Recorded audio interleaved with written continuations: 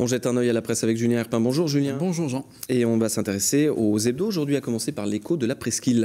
Ah oui, qui nous emmène du côté de Saint-Nazaire où, avec un portrait, il va garer le Queen Mary 2.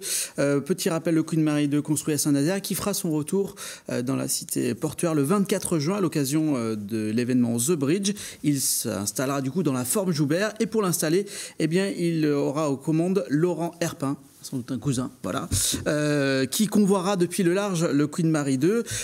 C'est pas évident à faire parce que dans la forme qui fait 48 mètres de large, il faut rentrer le Queen Mary 2 qui en fait 41. Si vous faites un petit calcul, ça fait 3,50 m de chaque côté. Donc Laurent Herpin s'entraîne depuis plusieurs mois déjà, notamment du côté du centre de simulation des pilotes de Loire.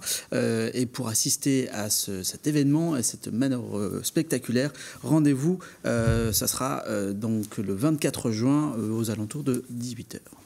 Le courrier du Pays de Ré qui s'intéresse aux saisonniers ce matin. Oui, parce que c'est la pleine saison sur la côte pour recruter des saisonniers et visiblement c'est compliqué. Comme nous le dit le courrier du Pays de Ré, cherche saisonniers désespérément. Il faut savoir qu'actuellement 400 postes sont à pourvoir sur la côte.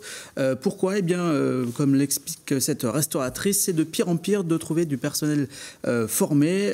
Pourquoi ? Parce que déjà il y a eu des abus par le passé avec des salaires plutôt bas, des horaires fractionnés. Donc compliqué de trouver de la main-d'œuvre plutôt formée.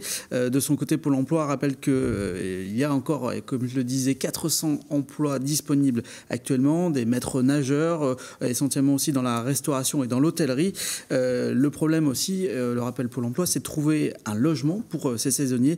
Et puis, petit rappel aussi, il faut que tout cela se fasse dans des conditions de contractuelles correctes. Et la CGT intervient également, c'est-à-dire donc dans le courrier du Pays de Ré. L'éclaireur de Châteaubriand qui se plonge dans ses archives.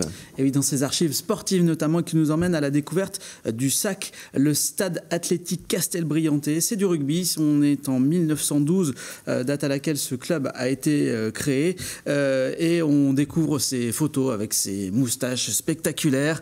Ça parle évidemment de derby face au SNUC, d'interruption de l'activité de cette équipe à cause de la Première Guerre mondiale et de ce titre de champion de l'Atlantique, 3e série en 1926. C'est passionnant, il y a de belles images, c'est-à-dire dans l'éclair de Châteaubriand. Une dernière info dans Presso ? On n'a pas le temps. Dommage. Merci Julien. Lisez les hebdos en tout cas.